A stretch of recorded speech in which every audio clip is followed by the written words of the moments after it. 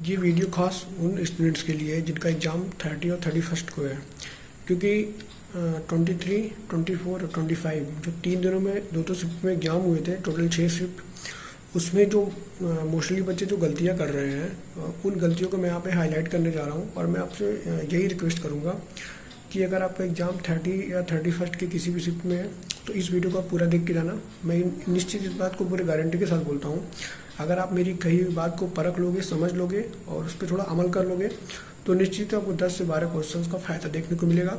और एक एक क्वेश्चंस डिसाइडिंग होते हैं, डिसाइडिंग फैक्टर होती है किसी भी एग्ज़ाम को क्रैक करने के लिए।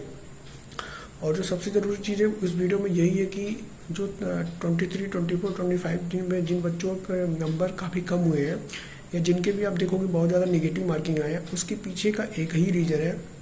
रीज़न केवल यही है कि वो प्री डिसाइडेड कर चुके हैं अपने मन में कि भैया हमको इतना क्वेश्चन अटेम्प्ट करना है तभी हमारे सिलेक्शन हो पाएंगे।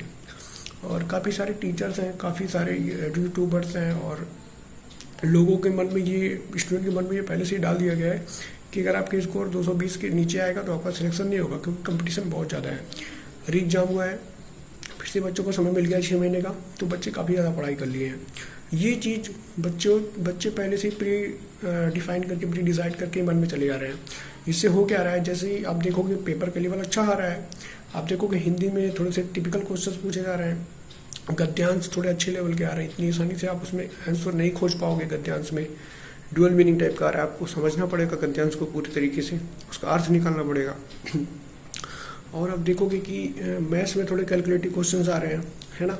और रीजनिंग में कुछ 2-4 क्वेश्चंस नए तरीके के आ रहे हैं जो आपको भी पढ़े नहीं होंगे, तो ये आपके पेपर को टफ बनाता है। यहाँ से आप 10-12 क्वेश्चन लगभग पीछे चले जा रहे हो। और आप जब पीछे जा रहे हो एग्जाम में, आप एग्जाम हॉल में बैठते हो, पहले तो वहाँ पे प्रेशर रहता है ना।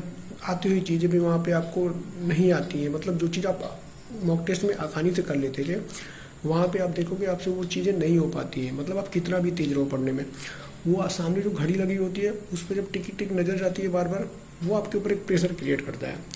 और सेकेंड चीज़, हम जब भी घर पे प्रैक्टिस करते थे वो ऑनलाइन करते थे, वहाँ पे हमको OMR बेस्ड करना होता है, जहाँ पे OMR बेस्ड जब आप गोला लगाते हो तो उसमें भी थोड़ा टाइम टेकिंग होता है।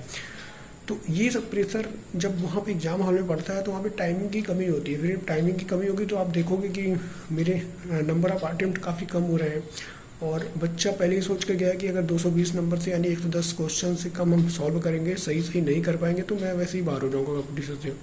लिहाजा इसका नतीजा ये हो रहा है कि वो बहुत ज़्यादा अटेम्प्ट करने के चक्कर में माइनस मार्किंग हो जा रहा है। क्वेश्चंस ना आते हुए भी वो मजबूरी में अटेम्प्ट मार रहा है और वो तुक्का मार रहा है, एलिमिनेट कर रहा है, मतलब 1000 तरीके वो लगा रहा है कि कैसे भी करके नंबर ऑफ क्वेश्चंस अटेम्प्ट वो बढ़ा दे।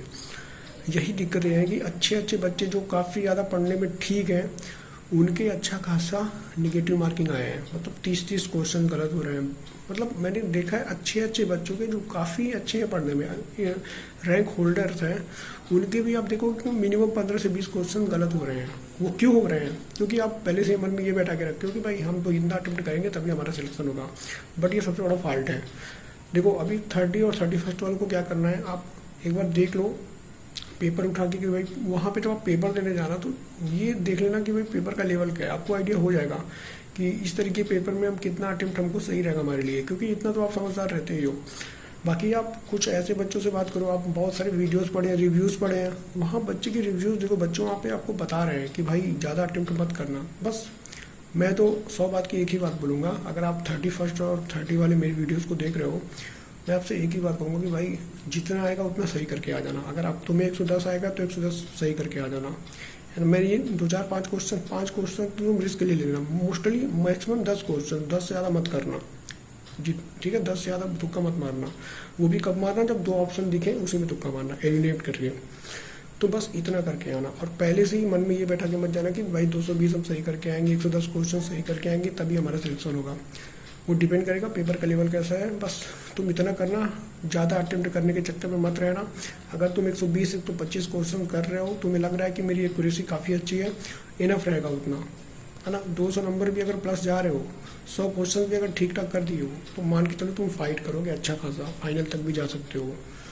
और 220, 230, 240 लाने के चक्कर में पूरा पेपर ख़राब कर लोगे, क्योंकि इतना समय बच नहीं रहा है। अच्छे बच्चों के पास समय के शॉर्टेज हो रहे हैं और पेपर का लेवल जिस तरीके से हिंदी में कुछ क्वेश्चंस आ रहे हैं, नए नए क्वेश्चन, टिपिकल क्वेश्चंस, कभी आप पढ़े नहीं होगे।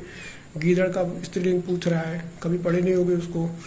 रीजनिंग में तो वो फिगर कटिंग वाला क्वेश्चन आ रहा है, कटने के बाद कौन सा फिगर मिलेगा, मतलब कुछ नए नए क्वेश्चन आ रहे हैं। वहाँ पे आप नहीं कर पाओगे क्योंकि आपके पास टाइम नहीं है ना कि उसके बारे में ज़्यादा सोच पाओ।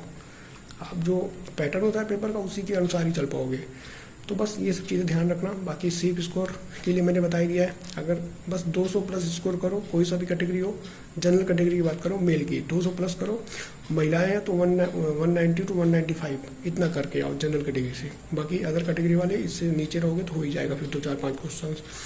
इतना ही था, है ना। और बाकी जो 23, 24, 25 वाले जिनका भी एग्जाम हो चुका है, कोई बात नहीं। अगर पेपर बहुत ज़्यादा आसान या बहुत ज़्यादा टफ आता है 30 और 31 वालों का, तो नॉर्मलाइजेशन की प्रक्रिया तो है ही, उससे वो सबके लिए है, ठीक है। वो कभी किसी का गलत नहीं कर सकता। पेपर आसान है कठिन है सबके लिए आएगा। तो उम्मीद करता हूँ जो मैं कहना चाह रहा हूँ आप समझ पा रहे होगे। और जिनकी भी रनिंग है, जो भी 23, 24, 25 वाले जो भी बच्चे हैं जिनका एग्ज़ाम हो चुका है, तो मैंने SSC GD का रनिंग निकाला है, तो उसके लिए आप मेरे से जुड़ सकते हो। अगर आपका विचार बने, आपका मन बने, तो चैनल को सब्सक्राइब कर सकते हो। मैं ज़बरदस्ती नहीं करूँगा। और SSC GD का रनिंग मैंने निकाला है, तो पुलिस की भी रनिंग आपको करनी पड़ेगी। सेम रनिंग होती है, बस थोड़ा सा ये हल्का होता है SSC GD से। तो कहीं ना कहीं मेरे पास ये आइडिया है, मेरे पास ये एक्सपीरियंस है कि मैं आपको थोड़ा सा गाइड कर पाऊँ इस मामले में। बाकी आपकी मर्जी है, आप जुड़ो या ना जुड़ो। अगर जुड़ोगे तो डायरेक्टली इसका बेनिफिट आपको देखने को मिलेगा। और टेलीग्राम को भी ज्वाइन कर सकते हो, उसका भी लिंक दे रहा हूँ वीडियो के नीचे। ज्वाइन कर लोगे तो उससे भी बहुत चीज़ें से वहाँ पे शेयर करूँगा मैं, रनिंग से रिलेटेड और ओवरऑल जो भी चीज़ें रहेंगी उससे रिलेटेड वहाँ पे शेयर करूँगा। तो आप जुड़ सकते हो। और एक बार अपना कमेंट में स्कोर बता दो थोड़ा सा, जिससे पता चल पाए कि हाँ जो लोग देखते हैं मुझे वो उनके स्कोर कितने कितने आ रहे हैं, ठीक है। बाकी टेंशन मत लो, अगर 200 प्लस हो जनरल कैटेगरी से निश्चित आपको फाइनल तक जाने के पूरे चांसेस हैं। Thank you for the watching and have a great day.